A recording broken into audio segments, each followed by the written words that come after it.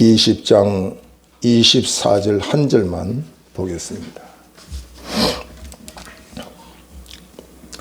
사도행전 20장 24절 봉독에 올립니다. 내가 달려갈 길과 주 예수께 받은 사명 곧 하나님의 은혜의 복음을 증언하는 일을 마치려 하면은 나의 생명조차 조금도 귀한 것으로 여기지 아니하노라. 아멘. 캐나다 밴쿠버에 변상호 목사님이 선원들을 중심으로 목회를 한 교회가 있습니다. 6명 할머니가 이 변 목사님을 돕고 시작한 교회인데, 우리 교회도 이제 부흥하면 목사님, 큰 교회 유명한 목사님을 초청하여 부흥회 하지 마시고 가장 연약한 교회 소외된 목회자를 모셔서 위로하고 격려하면서 그들의 감정을 듣는 날이 오면 좋겠습니다. 그렇게 부탁을 하고 6명 할머니는 하나 둘씩 천국으로 떠났습니다. 이 변상호 목사님은 자기의 초심이 흩어지고 변할 때마다 그 할머니 무덤가에 가서 할머니 제가 좀 잘하고 있는지요? 할머니들이 보실 때에 우리 교회가 잘 성장하고 있는 것 같습니까? 그런 자문자답하면서 무덤가에 한 번씩 갔다 왔다 하는 경우들이 많았다고 합니다.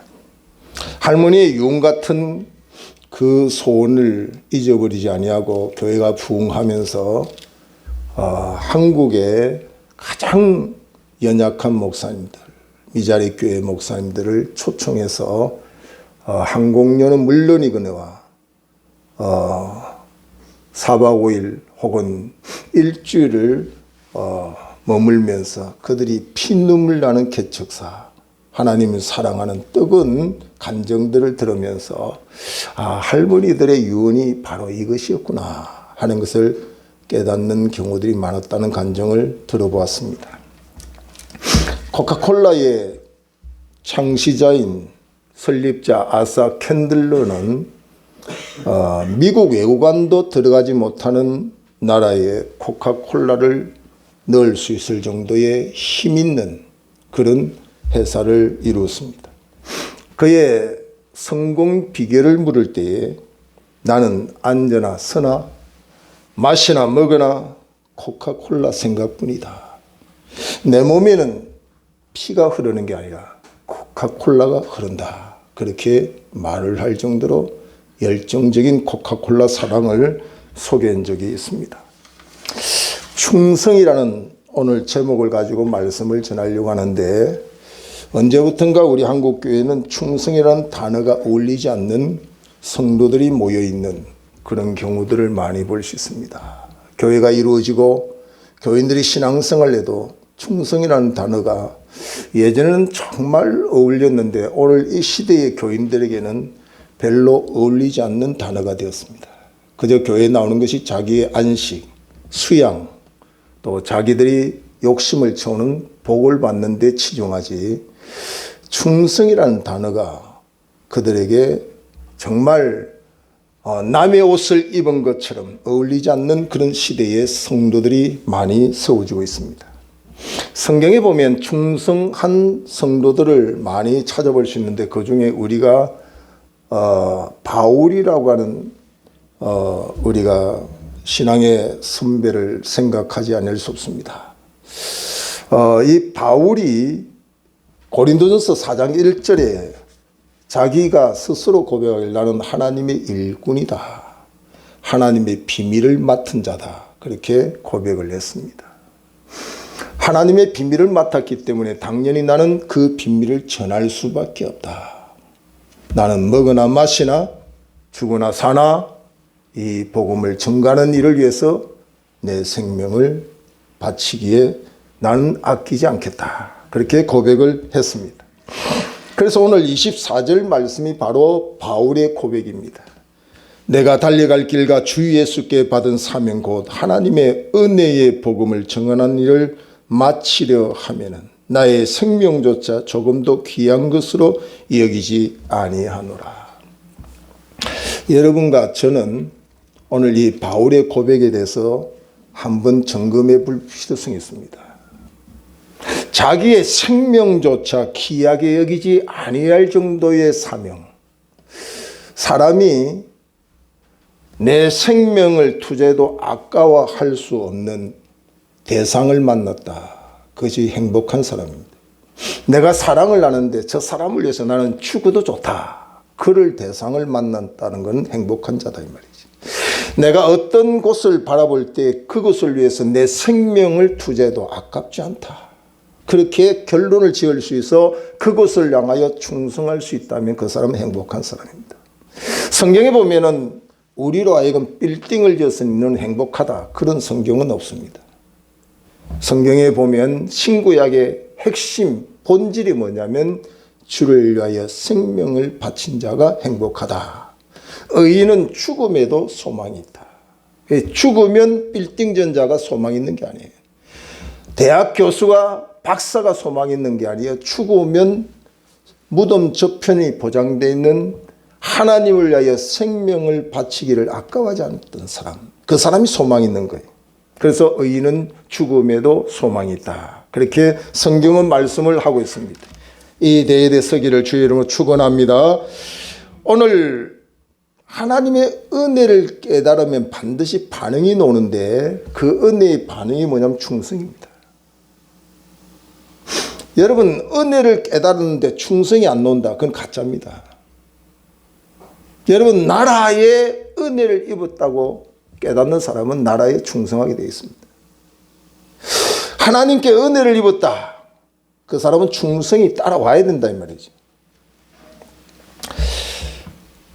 시편 116편 12절에 보면은 다윗은 여호와께서 내게 베푸신 은혜를 내가 무엇으로 보답할꼬. 그게 바로 은혜 받은 자의 당연한 고백이죠. 받아도 끝없이 주시옵소서가 아니라 여호와께서 이미 내게 베푸신 은혜를 내가 무엇으로 보답할꼬. 이거 신앙의 절정이고 신앙인의 당연한 반응이다 이 말이에요. 이 반응이 없이 일평생 예수 믿고 부족하면 달라고 그러고 욕심대로 채워달라고 그거 안 되면 불평하고 원망하고 하나님이 살아계신지 죽었는지 이렇게 신앙생활을 하는 사람들의 신앙은 그건 본질적으로 잘못된 거예요. 하나님이 찾는 사람은 유능한 사람, 유명한 사람이 절대로 아닙니다. 시편 101편 6절에 보면 내 눈이 이 땅에 충성된 자를 살펴 나와 함께 살게 하리니 완전한 길에 행하는 자가 나를 따르리로다. 이 땅에 하나님이 찾는 자는 충성된 자를 찾는다. 왜 찾으십니까? 나와 함께 하기 위해서. 여러분 이 땅에서 하나님과 함께하는 자가 바로 복 있는 자입니다.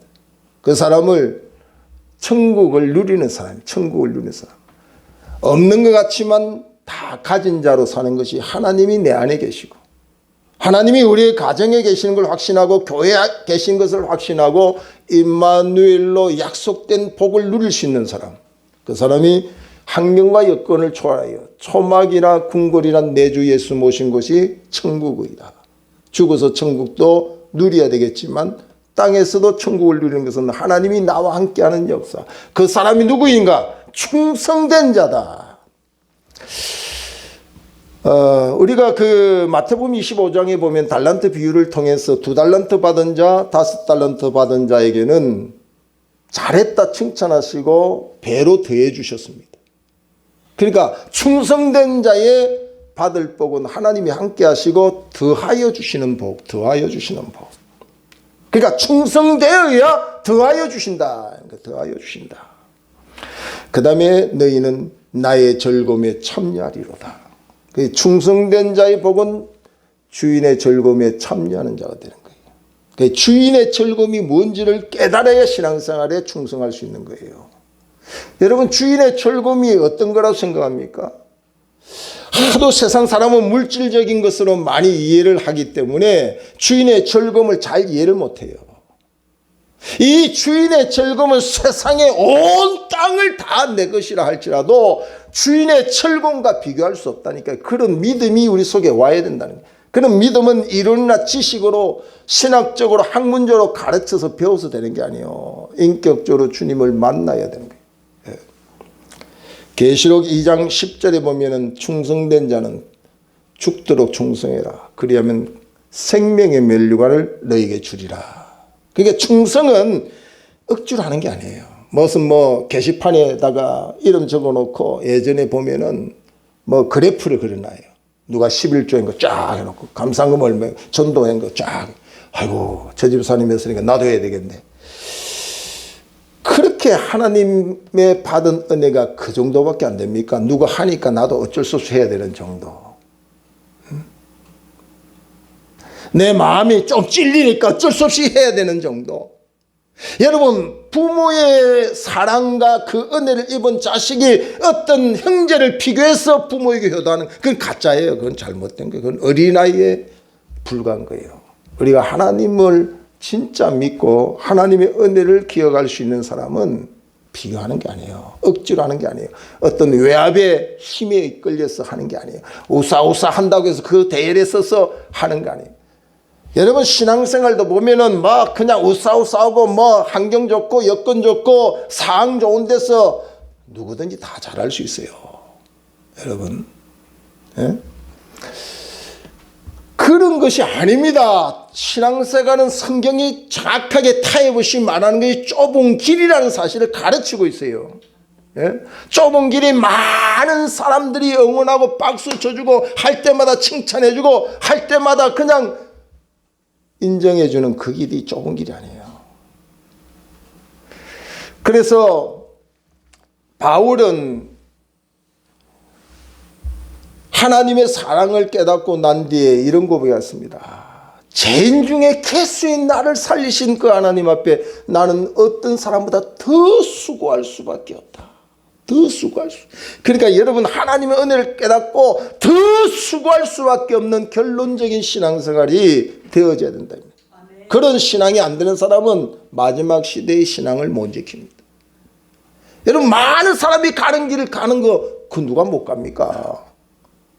많은 사람이 가지 아니해도 하나님의 사랑에 매여서 갈 수밖에 없는 그것이 진짜 신앙이다.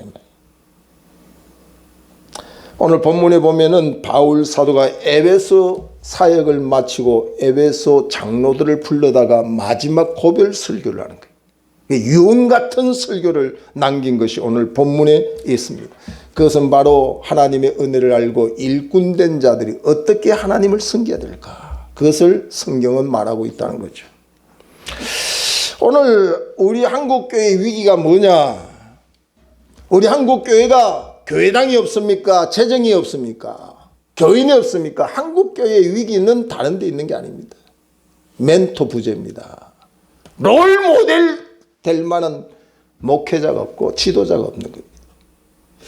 저 정도면 예수님을 따를 수 있는 가장 근접해 있는 나의 지도자이구나.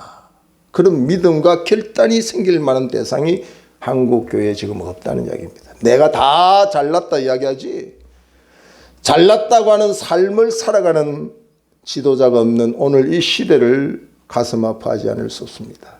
언젠가 오카노 목사님 제자들이 모여서 그런 고백들을 많이 했던 걸 기억이 납니다.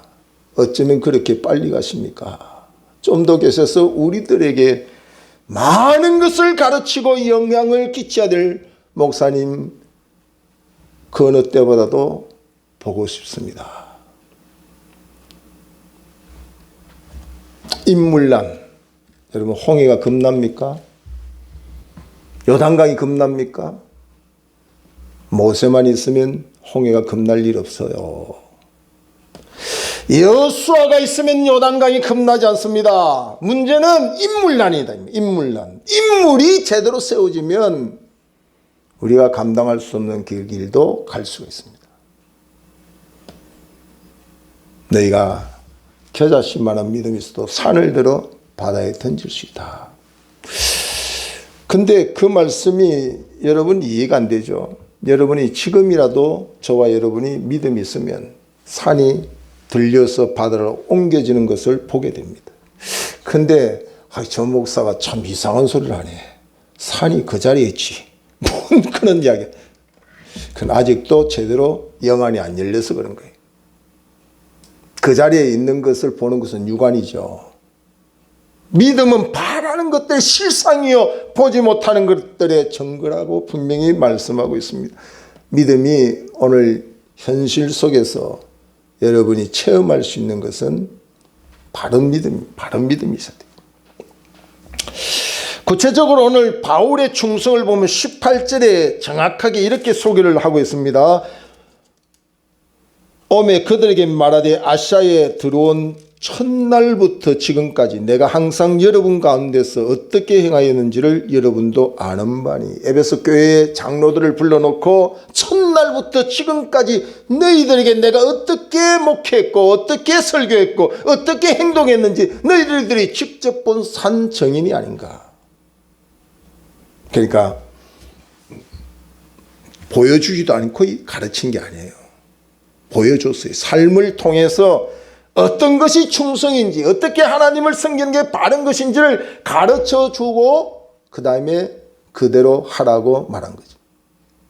그러니까 예수님께서도 직접 그래 보여주셨잖아요. 그리고 나를 본받으라 그랬어요. 바울은 내가 주 예수 그리스도를 본받은 것처럼 너희도 나를 본받으라. 그러니까 보여주지 아니하는 가르침은 힘이 없습니다. 여러분 엘리사가 엘리야를 따라다니면서 그의 기도가 뭐죠? 내 스승 엘리야의 능력에 가치를 내게 주십시오. 그것은 시대의 흐름을 따라서 우리는 우는 사자가 산길자를 두루 찾는 그런 시대에 살고 있기 때문에 더 많은 능력을 주님으로부터 힘입지 아니하면 오늘 이 시대를 우리가 신앙을 지킬 수가 없다는 거죠. 그런데 오늘 우리들의 신앙을 가만히 보면은 예전의 신앙과 배나 더한 신앙의 능력을 가지고 있어야 버틸 수 있는데 그런 신앙이 지금 없다 이 말이에요. 영적 기운이 땅바닥에 떨어질 정도의 신앙의 모습으로 형식만 갖춘 모습들이 오늘 교회 안에 가득 차 있어요. 보통 그 교회를 섬기는 부교육자, 전도사님, 부목사님들이 한 교회를 섬길 때에 3년을 섬기면 면류관을 준다. 그럴 정도로 이 부교육자로 한 교회를 섬기기가 참 쉽지가 않습니다. 그것은 또 다르게도 말하면 이 사람이 변하는 거죠. 변심하는 거예요. 변질. 정말 초심의 마음을 가지면 변하지 않죠. 심지가 견고해야 된다고 그래요. 심지가 견고해야 된다. 이리 말하면 이게 이익이면 저게 내게 계산적으로 맞으면 항상 기회를 따라 움직이는 사람 잘 될 것 같지요? 절대로 안 됩니다. 에베소서 6장 24절에 보면 우리 주 예수 그리스도를 변함없이 사랑하는 모든 자에게 은혜가 있을지어다. 그리스도 예수를 변함없이 사랑하는 자를 하나님이 은혜를 더해 주시겠다. 그렇게 말씀을 하고 있는 것을 보게 되죠. 우리가 그 역사를 통해서 신사 참배를 하던 우리의 신앙의 선진들, 변심이죠, 변심. 죽으면 죽으리라고 소리는 높였지만 실상은 변심하여 다 하나님 아닌 우상 앞에 절하고 섬겼던 그들의 지난날의 그 가오가 오늘 이 시대 코로나 환경 속에도 그렇게 많던 한국교회의 교인들이 120만 이상이 지금 어디에서 뭘 하는지 모를 정도로 다 수면에 가라앉아 있습니다. 근데 바울은 사실 에베소를 떠나서 예루살렘으로 사명을 따라가는 그 길에 보통 사람들은 이런 이야기합니다. 내가 어디를 가면 보장받고 있어. 그 길은 나를 지금 보장해줘. 그 길을 가면 나는 이렇게 잘 되게 돼 있어. 그걸 자랑 삼아 이야기합니다. 그렇잖아요. 어떤 사람이 여기에 있다가 뭐 다른 직장을 가면 나를 이만큼 보장해 주겠나 그가 자랑 삼아 이야기하잖아요. 사역자들도 내 여기 있다가 저기 가면 이만큼 보장해 준대. 근데 성경의 본질은 그게 아니에요. 충성이라는 단어가 어울려가면 오늘 바울이 우리에게 보여주듯이 에루살렘을 향하여 가는 그 사명의 길에는 자기에게 핍박이 따라올 것이며 예상된 것입니다. 22절로부터 보면 보라 이제 나는 성령에 매여 예루살렘으로 가는데 거기서 무슨 일을 당할는지 알지 못하노라. 어제 성령이 각 성에게서 내게 정언하여 결박과 환난이 나를 기다린다 하시나. 여러분 이 정도 되면 안 가죠 사람들이. 예? 요즘 그 신학교에서 안 부르는 찬송이 있는데 뭔지 아세요? 신학생들이 절대로 안 불러요. 요즘 그거 부르면 절대로 재수 없다 그래요. 무슨 찬송이냐면 부름받은 나선이 뭐 어디든지 가오리다. 그건 신학교에서 필수적으로 부르는 찬송인데도 불구하고 신학생들이 싫어요. 왜냐하면 아골골짝 빈들로 보낼까 봐. 예? 다 대형교회에 안정된 데 보장받는데 그런 데를 추구하는데 재수없게 부르는 찬송대로 아골골짝 빈들로 하나님 보내면 안 되잖아요. 그래서 다 찬송 속에 나를 제대로 수도권 정도는 보내야지 시골 오지로 개척교회로 미자립으로 보내면 되겠냐 그 뜻을 이야기한다고 하면 이건 신앙의 본질이 아니죠. 개척 정신이 없죠 요즘은. 바울이 충성이라는 단어가 이것이다 하는 것은 앞으로 네가 하나님의 뜻으로 가는 길이 탄탄대로 열리기 때문에 충성이 아니에요. 그 길이 죽음으로 가는 길이 될지라도 너는 그 길로 가라. 그것이 충성이다 이 말이죠. 죽음의 길로 갈지라도 죽음이 예상될지라도 그 길을 돌이키지 말고 다시스로 가는 그 길은 핍박과 죽음이 예상되는 길 같으니 손해된다 해서 다시스에 가는 길을 가지 않았던 요나와 같이 그런 중심이 충성이 아니에요.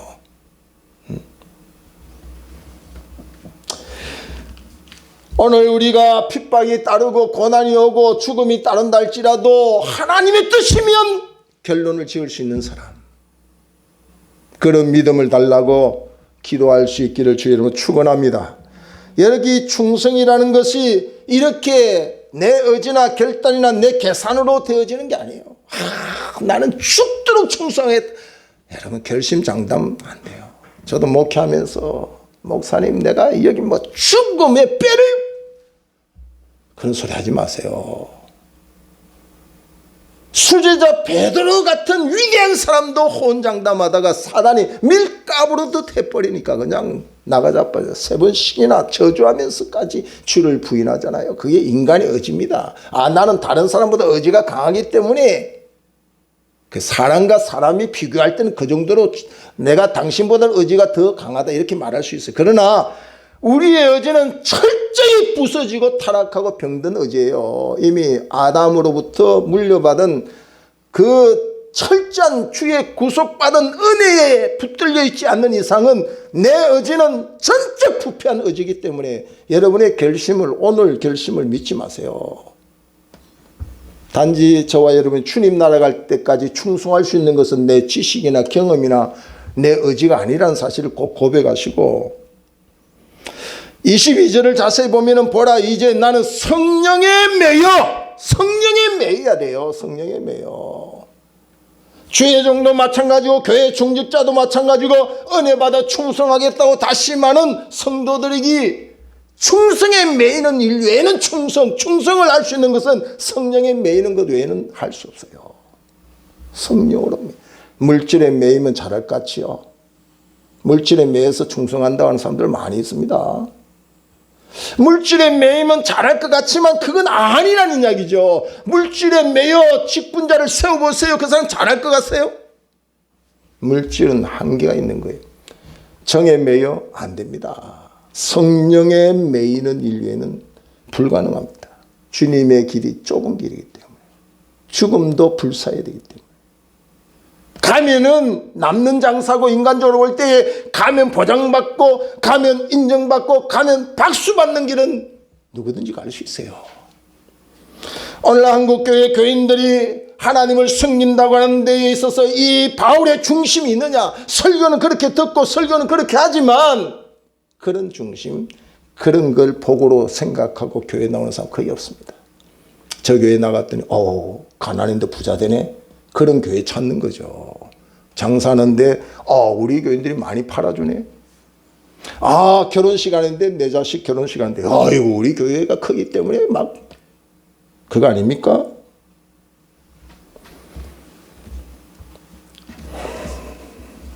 양화진에 가면 선교사들의 묘 앞에 묘비에 글이 많이 새겨져 있습니다. 거기에 보면 눈물 납니다. 눈물 나. 남의 나라에 와서 그 청춘을 다 피 흘려 쏟아서 죽습니다.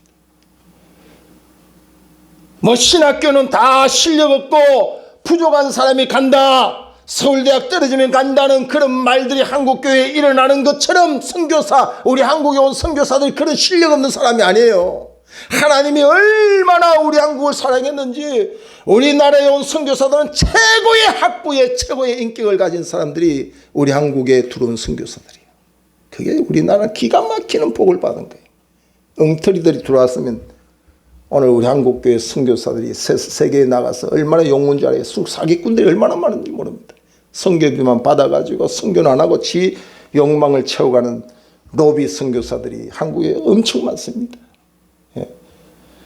그런데 우리 한국의 초대 우리 한국교회를 세우는 이 사마리즘 속에 파묻혀서 우상을 섬기고 내일의 희망이 없고 도박하고 이렇게 방탕하는 땅에 희망을 줄 수 있는 선교사를 하나님 보냈는데 최고의 학부의 최고의 실력을 가진 인격을 가진 선교사들이 언더울러나 아펜설러나 이런 사람들 다 어사고 교육자들입니다.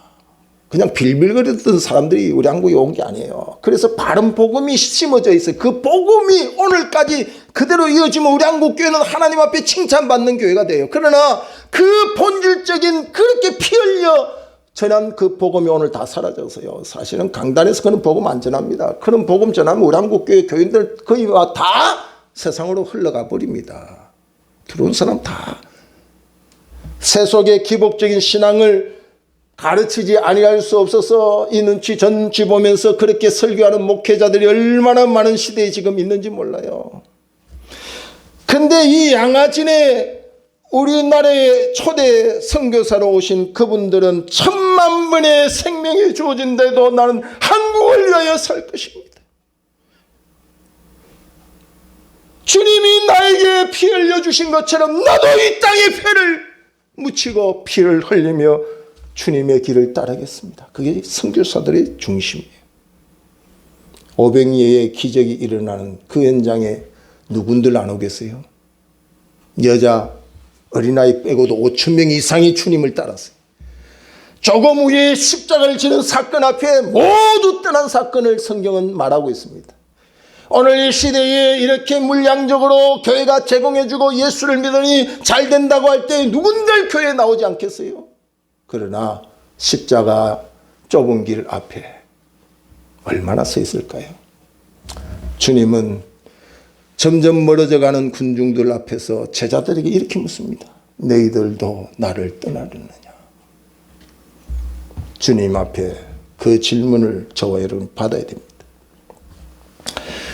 오늘 이 바울은 이 충성을 어느 한때만 감정적으로 적극적으로 한 거 아닙니다. 19절에 보면은 그 모든 겸손과 눈물이며 유대인의 강제로 말미암아 당한 시험을 참고 주를 섬긴 것과 자 이렇게 겸손하고 눈물로 주님 앞에 시험을 참고 주를 섬긴 이 바울의 충성은 18절에 보면 첫날부터 지금까지 내가 항상 주를 섬긴 거 너희들 보았지 않느냐. 지금부터 여러분 첫날부터 지금까지 지금부터 영원한 주님의 나라에 이르기까지 변함없이 주를 섬길 수 있는 그 신앙. 기회주의자들은 못 섬기죠. 기복신앙에 젖어 있는 사람이 그 신앙 지킬까요? 못 지킵니다. 강단에 유머스러운 이야기를 듣고 연예인들이 와서 간증이나 하고 있는 그 교회에 그거 그치면 신앙생활 할까요? 여러분, 겸손과 눈물이 없는 충성은 있을 수 없어요. 철저히 자기 부정입니다. 겸손은요. 하나님 외에는 안 됩니다. 하나님 말고는 없습니다. 내 눈에 보이는 것은 주님밖에 보이지 않습니다. 이게 겸손이에요. 허리 굽힌다고 겸손인 줄 아세요? 아닙니다. 겸손은 주의 일이라면 죽기까지 포기하지 않고 가는 그 일이, 인내하고 가는 길이 겸손입니다. 저는 결혼식 때 제가 섬겼던 목사님이 기도를 했는데, 그 줄에서는 별로 내가 기억이 안 나는데, 기도는 지금 40년이 됐지만 우리 목사님이 기도해 주신 그 기도의 내용은 기억이 또렷하게 나요. 이전도사에게 목회의 여정 속에 인내의 정신을 주십시오. 이 힘든 여정을 인내로 감당하게 해주십시오. 그 인내라는 글자를 제게 새겨주고 가셨어요. 여러분, 중도하차는 하지 않은 것보다 못합니다. 끝까지 가야 돼요. 1등은 못해도 완주해야 돼요. 완주. 마라톤에 보면 완주하면 다 메달 줘요. 여러분, 1등 하려고 꼭 생각하지 마세요. 1등 하면 좋겠지만 주님은 1등보다도 완주와 모두가 구원받고 모두가 천국에 입성하기를 원하는 게 주님이에요. 중도하차하면 안 됩니다. 눈물 없이 충성하겠다고요? 절대로 그건 가짜입니다. 여러분, 언제부턴가 내 눈에 눈물이 없이 주님 사랑합니다, 충성합니다 말하거든요. 이런 가짜인 줄 알아요. 빨리 돌이켜야 돼요. 기도하면 눈물이 나야 되고, 찬송하면 눈물이 나야 되고, 십자가만 보면 눈물이 나야 되고, 주님만 생각하면 눈물이 나는 그 신앙이 충성할 수 있는 거예요. 그게 충성할 수 있는 힘이에요. 충성할 수. 내가 왜 이렇게 요즘은 충성하기 힘들지? 그 눈물이 없어 그래요. 신세 타령하는 눈물 말고 기도의 눈물이 있어야 된다. 기도의 눈물. 세상에 버려지고 세속화되기 쉬운 내 가족의 영혼을 위해서 세상에 방치되어 세상물을 먹고 타락하여 변질되어 천국을 잃어버릴 수밖에 없는 내 다음 세대 자녀를 위하여 눈물이 없으면 그것은 충성이 안 돼요. 주님이 분명히 말씀하셨어요. 나를 위하여 울지 말고 네 자녀를 위하여 울어라. 여러분, 우리 자녀를 위해서, 우리의 다음 세대를 위해서 얼마나 눈물을 흘립니까? 언제부턴가 신앙생활 했는데 목사님, 나에게는 눈물이 사라졌어요. 회개. 눈물이 없으면서 무슨 신앙생활 합니까? 우리 새벽 기도에 나오는 집사님 한 분은 처음에 나는 저 사람이 너무너무 어려운 줄 알았어요. 나오면 처음부터 끝까지 눈물로 기도해요. 그래서 한 번은 이야기할 시간이 있어서 물어봤어요. 집사님, 무슨 집에 무슨 문제가 많고 자녀의 문제가 있습니까? 우리 자녀나 우리 가정에는 세상적으로 볼 때는 우리만큼 부하고 행복한 집은 없습니다. 근데 왜 그렇게 우십니까? 주님의 사랑에 매여서 같은 눈높이로 같은 방향으로 아직은 가지 못해서 눈물로 기도할 수밖에 없지요. 여러분, 충성 내게 어울려야 됩니다. 내가 어울리는 단어가 되어야 됩니다. 내 이름 앞에 부자 누구 소리 못 들어도 주를 위하여 충성하는 누구, 그 소리는 듣고 살아야 돼요. 그 소리를 듣는 그 사람은 오늘 죽어도 행복한 사람이에요. 언젠가는 우리는 다 주님 앞에 갈 수밖에 없는 존재입니다. 지금 이 시간도 내 생명이 점점 단축해져 있고 주의 구원의 날이 점점 가까웠다는 사실을 기억할 때에 우리는 충성스러운 모 집사, 얼마나 좋은 이름이겠어요. 저 사람은 돈은 많고 세상 권력은 있고 명예로운 사람이지만 충성이라는 단어와는 어울리지 않아. 그건 저주입니다. 저주. 성령에 매여 끝까지 충성하는 저와 여러분 될 수 있도록 기도해야 돼요. 우리가 충성을 할 수 있게는 성령에 매여야 되고, 그 충성을 유지하기 위해서, 성령의 충만함을 유지하기 위해서 끝없이 눈물로 기도해야 돼요. 끝없이 자기를 쳐서 복종시켜야 돼요. 나의 나됨은 주의 은혜입니다. 내가 달려갈 길과 주 예수께 받은 사명 곧 하나님의 은혜의 복음을 정언하는 일을 마치려 하면은 나의 생명조차 조금도 귀한 것으로 여기지 아니하노라. 오늘 이 조그만 교회 여러분이 이 말씀이 제대로 들리면 나는 일생일대에 행복한 말씀을 들었구나, 그렇게 고백하겠지만 재수없게 오늘 왜 이렇게 적당하게 믿으려고 했는데, 예? 대충 믿고 그냥 내 마음 수양하는 정도로 신앙생활 하려고 했는데 무슨 설교를 저렇게 하고 있냐. 귀 있는 자가 성령이 그에게 하시는 말씀을 들을지니라. 웅장한 그 화려한 곳에서 듣는 것만이 복음이 아닙니다. 저와 여러분이 귀 있는 자가 되어져서 충성이라는 단어가 합당할 수 있기를 주의 이름으로 축원합니다. 기도하겠습니다. 존귀하신 하나님께 영광과 찬송을